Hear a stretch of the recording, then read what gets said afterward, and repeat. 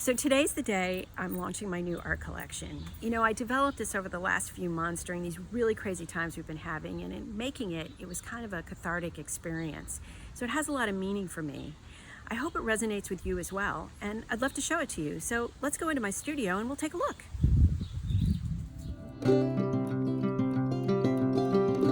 In order to talk about this project, we kind of have to go all the way back to this past February.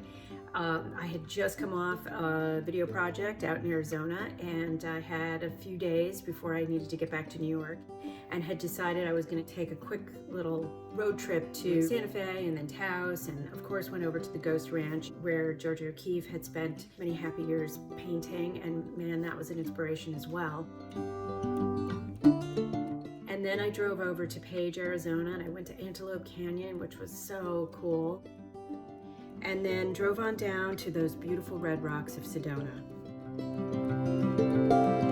So I get back to New York. It's now the beginning of March, and they tell you if you've been traveling, you need to kind of self-quarantine. So with nothing better to do, I went into my studio and started doing nothing other than pushing paint around on paper and obsessively listening to the news and hearing about everybody's experiences. And none of us knowing from day to day what was going to happen.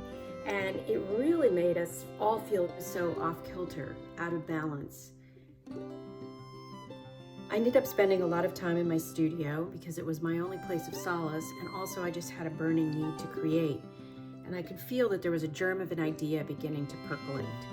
The first thing I did was I went in and processed my photos that I had taken when I was in New Mexico and Arizona.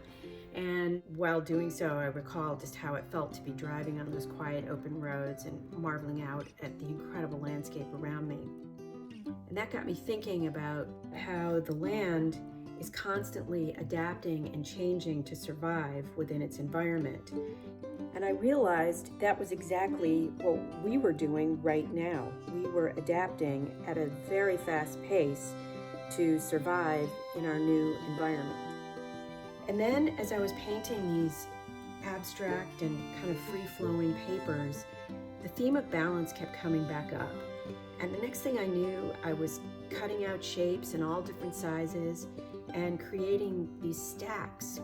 And they were an impossible balance.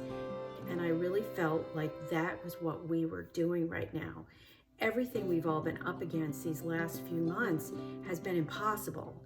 But as time went on, we all started to adapt because we had no choice. We had to make do. We had to figure it out and do things that we thought we would never be able to do or be able to handle. And over time, you know, we found a new normal, and it wasn't easy. There were, lots of experiences that we had that we just didn't ever expect we would have in our lives. Most of them not very pleasant. Many of us have figured out how to at least kind of keep the balls in the air, right?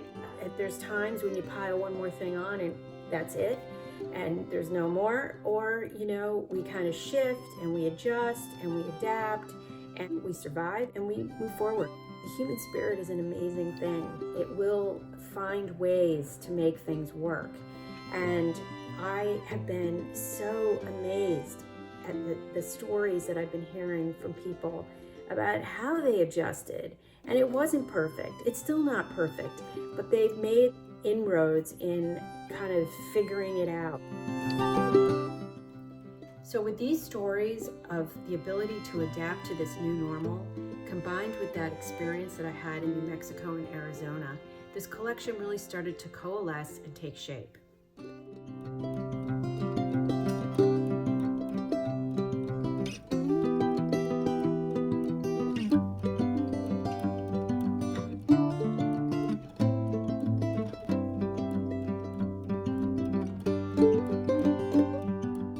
So for me, this collection embodies the human spirit and its ability to adapt and adjust and create an impossible balance during an impossible time.